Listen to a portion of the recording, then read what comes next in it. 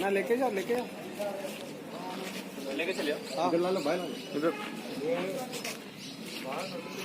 ना बाहर जाओ। पूरन को ठहरा करोगे ना एक साथ में फोटो ले लो। पीछे के खड़ जाओ ना वैसा।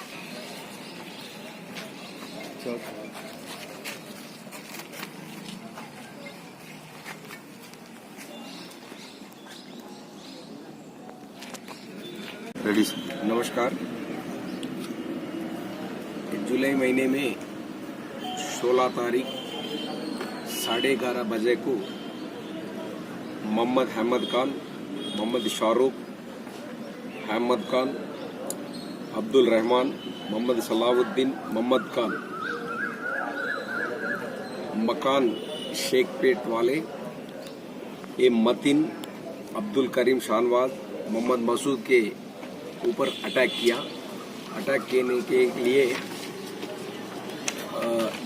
ये सारा सईदा बोल के बच्ची है, वो सारा सईदा मोहम्मद अहमद खान से मैच फिक्स हो गया। ये मतीन ये बच्ची से बात कर रहे, बच्ची से बात करे तो रोको तुम, मेरा को मैच फिक्स हो गया तो नहीं बात करना बोले।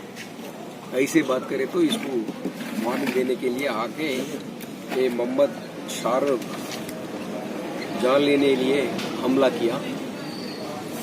उसको